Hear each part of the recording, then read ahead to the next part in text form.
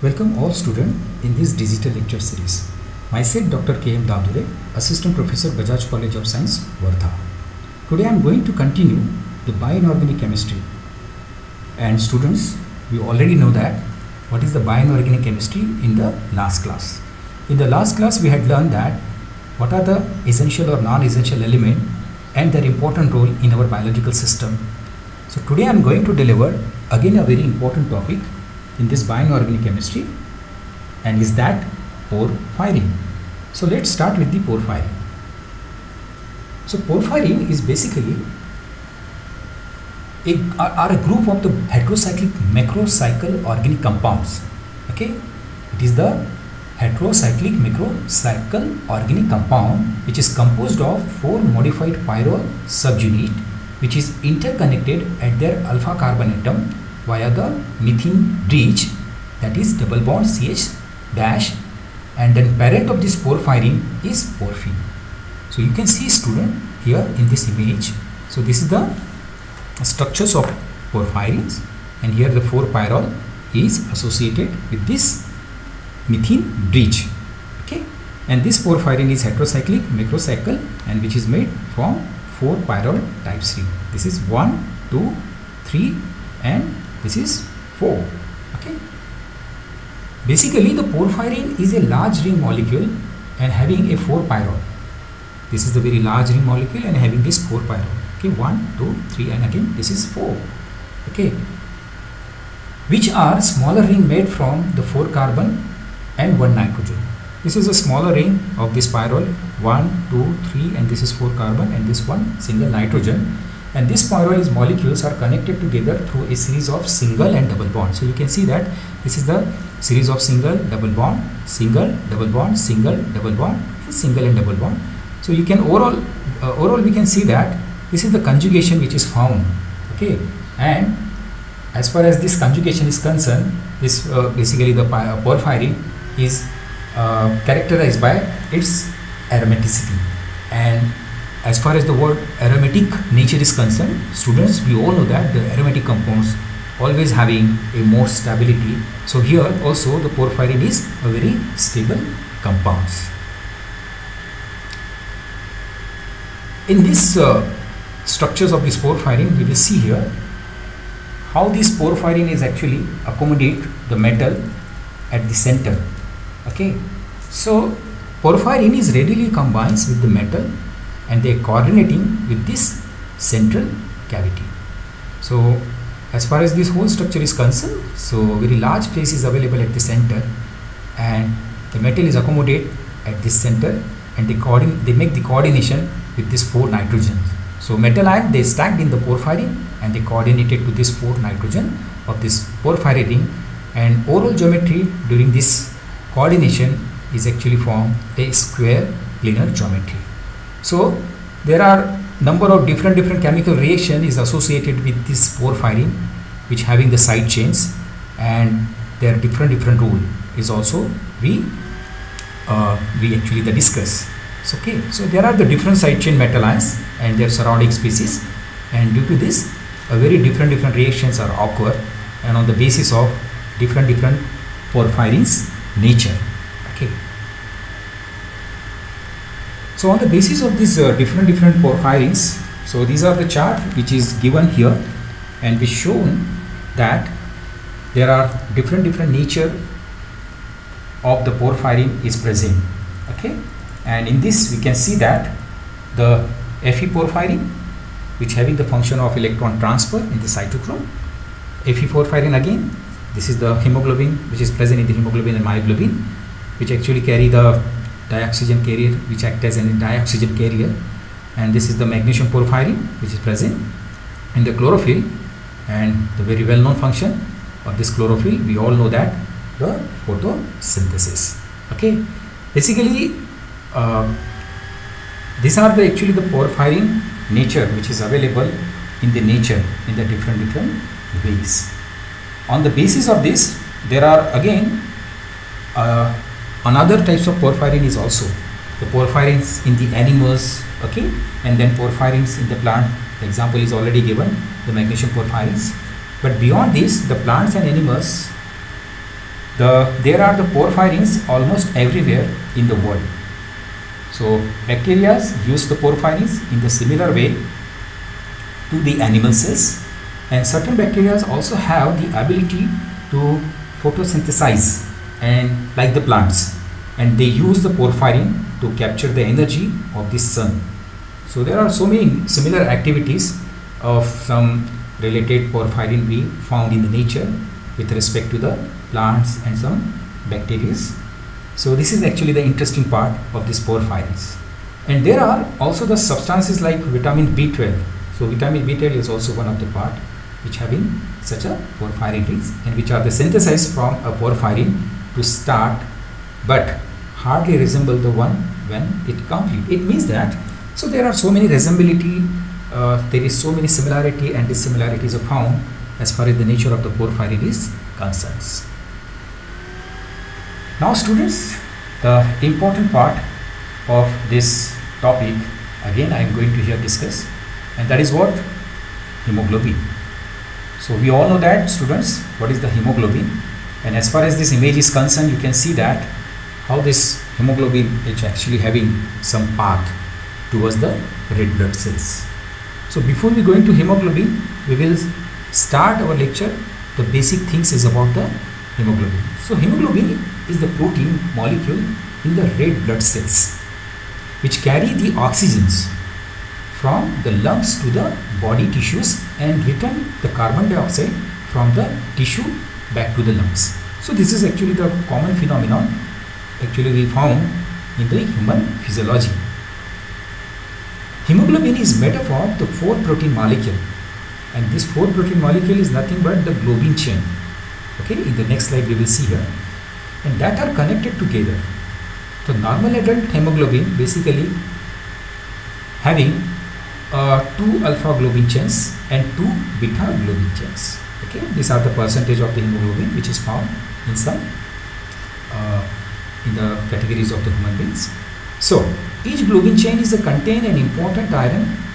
Each globin chain is contain an important iron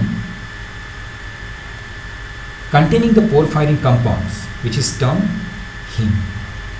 And heme is embedded within the heme composed is an iron atom that is the vital in transporting the oxygens and carbon dioxide in our blood. The iron is contained in the hemoglobin is also the responsible for the red color of blood. So overall we can see that the hemoglobin also plays a very important role in the maintaining the shapes of our red blood cells. And in their natural shapes, red blood cells are round with the narrow center resembling a donut without hole in the middle. So this is actually the shape of red blood cell which we here are going to define, and how this hemoglobin is work inside our physiology to make the shape of these red blood cells. Abnormal hemoglobin structures can therefore disrupt the shapes of the red blood cells and their functions and all the vessels in these bloods.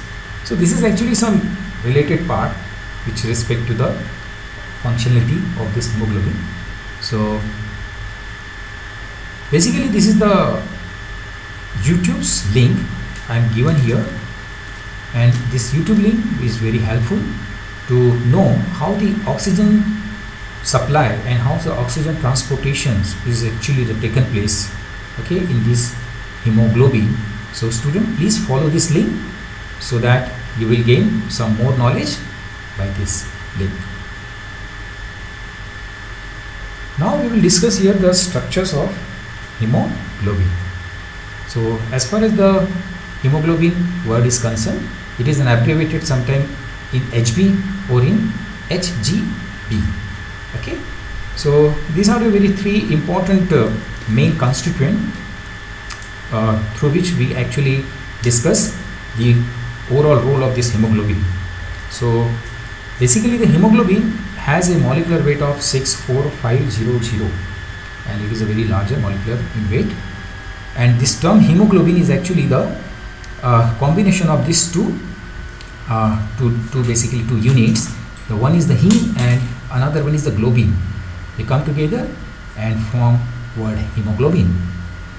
So basically here we will see that the heme is a flat ring molecule and they contain the carbon, nitrogen and hydrogens. So here we can see that the porphyrin we already discussed, but here we are focused over this heme, and this heme is actually a flat ring molecule and they having a carbon, nitrogen and hydrogen atoms. So this is the carbon, nitrogen and rest of the hydrogen atoms with Fe2 plus ions at the center. So this is the in this center you can see here, this is the ferrous ions. Without iron the ring is called as porphyrin. So we can see here, this is the porphyrin and this is the basically heme. So we can see if the heme is present, the ferrous is present inside at the center of this porphyrin. So the structure of the porphyrin is get converted into the heme, and without this metal basically the heme is not a heme, it become porphyrins. So this is the 4 pyrrole rings. I just separate out this pyrrole ring here, and on this basis the overall function and biological process is going on. So basically the molecules of the hemoglobin is mostly a spherical, and its name suggests to made of 2 main parts. Okay, the globin molecule, which is the polypeptide chain with embedded the heme prosthetic group, and the whole molecule is a tetramer. This whole molecule is actually the tetramer and consisting of the 4 subunit which is joined together by hydrogen bridges and ion bonds. Okay, and therefore the hemoglobin has a quaternary structures. So this is the important one. The hemoglobin has a quaternary structures. Every hemoglobin molecule is bind exactly one heme molecule, and which is the cyclic tetrapyrrole with center Fe2 plus ions. Okay, this is the very important things. So let's see the 4 polypeptide chain, about these 4 polypeptide chains. And student, don't forget the polypeptide chains are nothing but the globins. Okay, so first of all we will raise some questions. What is actually the heme in the hemoglobin? So let's start. What is heme in the hemoglobin? So we will see here the role of the heme in the hemoglobin. The heme group, a compound of the hemoglobin proteins, is a metal complex with iron at the central metal atom, so that can bind or release the molecular oxygens. Both the hemoglobin proteins and the heme group, they undergo the conformational changes upon the oxygenation and deoxygenation. This is a very important phenomenon. In the coming slide we will see the details of this oxygenation and deoxygenation. So this is basically the heme in the hemoglobin is work. Again, some other question we will know about this heme, and we will try to know the answer regarding that. How many heme groups are there in the hemoglobin? So here there are the 4 polypeptide chains already we had discussed, and in these 4 polypeptide chains, a alpha 1, beta 1, alpha 2 and beta 2. This is the alpha 1, alpha 2, and this is the beta 1 and this is the beta 2, which is actually the composition of this hemoglobins. And in this oral structures, basically we can see this 2 alpha chain having 141 amino acids, and 2 beta chains they having the 146 amino acids. So here the protein portions of each of these chain, basically they called as globin. And these alpha and beta globin chains, they are very similar in structures, and in this case the alpha and beta, they refers to these 2 types of the globins. So this basically the overall the chemistry which is associated in this hemoglobin's structures. Okay, so now the next thing is how these 4 heme molecule they actually the working. Okay, and regarding this we will see here the 4 heme molecule each containing the 1 ferrous cations. Okay, this 4 heme molecule each containing the 1 ferrous cations, The metal ion they use in the catalysis have to be firmly attached to the specific side of the molecule, okay, and it is achieved via the coordination bond, and which forms a ionic complex. Overall, they form the ionic complex. And ionic complex is possesses the central atom of the metal surrounded by a different number of the ligands. Ligands have the free electron pair. You all know that nature of the ligands, which they donate to the metal ions, and thus they form a bond. Okay. So heme is represent the special types of the complex. Heme is represent the special types of the complex, okay, called chelate complex. And chelates are formed when the ligand contain more than one binding site that join them to the metal atom. Okay. Ferrous has a very strong tendency to oxidize by the oxygens. Okay. The ferrous has a very strong tendency when which is oxidized by the oxygen in a water environment, and they oxidize ferrous to ferric. That makes it important for the heme to be situated in a hydrophobic pocket. And this is actually the some biochemistry which is related to here during this oxidation process. Heme is a number of group of substance. Heme basically what? It is a number of group of substance. You can see here, this is the heme, this one another heme, this is heme, and this is the heme.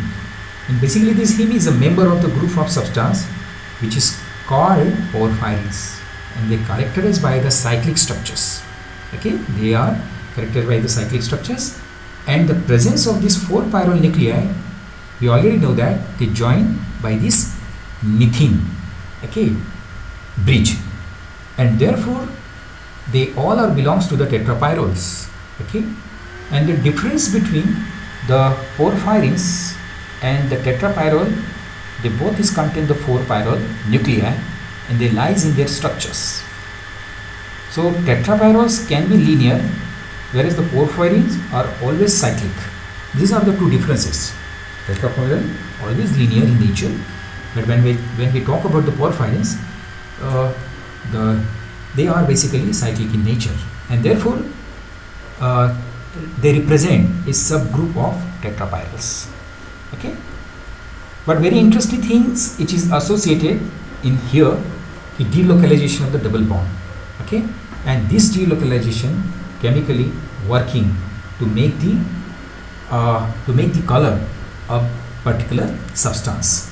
So here this delocalization of this double bond is responsible for the porphyrin or color substance, and in that we will see some little bit chemistry. So this electron is a surrounding atoms.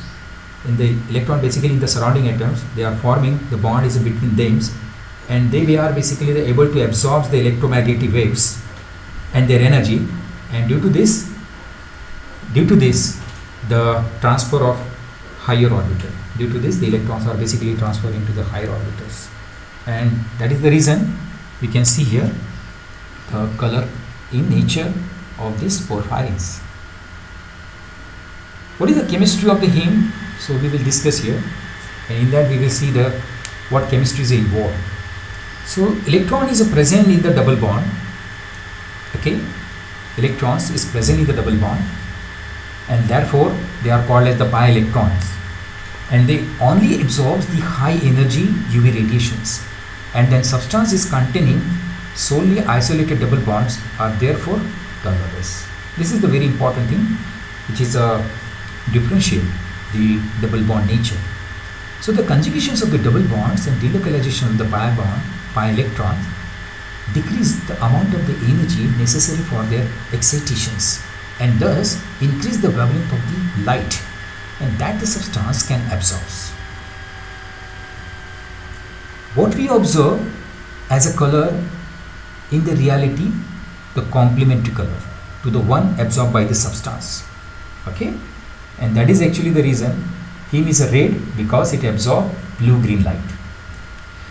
So red color of this heme is therefore not a result of presence of the Fe cations, but it actually based on the presence of the delocalization of the electron within the porphyrin cycles. So this is the chemistry, and very interesting chemistry, which is associated in this porphyrin ring.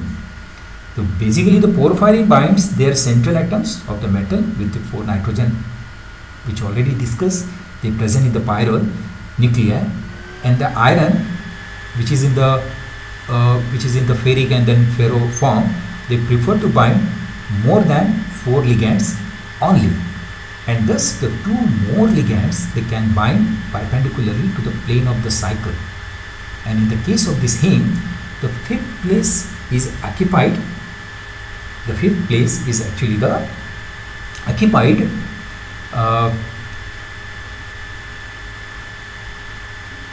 by his histidine residue. The 5th place is actually occupied by the histidine residue of this globin chain, and the last 6th is can bind the molecule of the oxygens. Can bind the molecule of the oxygens. So we will see these descriptions, the students, which I am here going to discuss, which is related to the heme and their biochemistry. So maybe many of you is not belongs to the biology, but those who are belongs to the biology, still they need to see my given YouTube links, so that they will know the more knowledge about this these heme structures. So this is actually the chemistry. Here we can observing that the histidine residue of this globin chain and the last 6 they can bind the molecule of the oxygens, and within the molecule of this heme, the ferrous 2+ ion has a total of 6 coordination covalent bond. This 6 coordination covalent bond, and in this 6 coordination covalent bond, they basically represent a coordination number 6. Okay, so here this is actually the heme is a symmetrical molecule. We already discussed that, and iron atom is embedded in this planar porphyrin rings, and overall the iron is actually the +2 in oxidation state, and they all are having the connectivity with this pyrrole of these porphyrins. And we can see here this is the histidine molecule at this above the plane, and then oxygen is basically get inside and they get oxidized. Okay, and during this oxidation, this whole procedure is basically going on. Okay, now let's see what are the function of hemoglobin. Okay, as far as the functions of the hemoglobin is concerned, so students, the function is very important, and in that function we will see a very simple terms. Basically the hemoglobin function by binding and transporting the oxygens from capillaries in the lungs to all of the tissues in the body, and they also play a very important role in the transport of the carbon dioxide from the tissue of the body and then back to the lungs. So basically this is actually the functions of the hemoglobin, and in this overall we can see that as far as my present discussion is concerned, this is the deoxyhemoglobin and this is the oxyhemoglobin. This is the oxyhemoglobin and this is the deoxyhemoglobin. This is the reversible process. We can see here the process is they basically get oxygens, and after they getting oxygens, okay, so oxygen is get removed, and after that the next conversation is possible, and that next conversation of this hemoglobin is deoxyhemoglobin. Okay, so this is all about the nature of the oxygens in this hemoglobin and their chemistry, how the hemoglobin is work. So basically I just want to tell you the little bit things about the oxyhemoglobin and deoxyhemoglobin. Basically the molecule with the oxygen is called as oxyhemoglobin, which is attached to the ferrous atom. Okay, and they having a brightly red color. This is actually the nature. after getting the oxygens, they are having a brightly red in color. But as the oxygen is get removed, okay, that is the deoxyhemoglobin, without the oxygen they having a dark red in the color. So this is a very important physiological chemistry, physiological process which is associated during the oxygenation and deoxygenation of the hemoglobin and their color. Again, we can see here the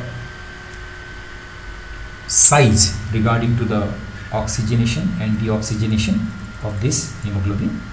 So here, as far as the size of this hemoglobin is concerned, the size of the ferrous increases by 20%, okay, when they are in the process. And now you can see here this low spin and high spin concepts. So we all know that is low spin and high spin. The low spin means pairedness, paired of electron, and high spin means unpairedness of the electrons. So this basically the complex which get converted low spin to the high spin, means oxygenation.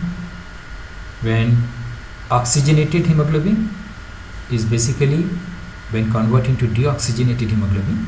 So during this process the complex is actually to change its position, and that position is form the low spin complex and high spin complex of this hemoglobin. So here we can see this, the size of this oxyhemoglobin is also get affected.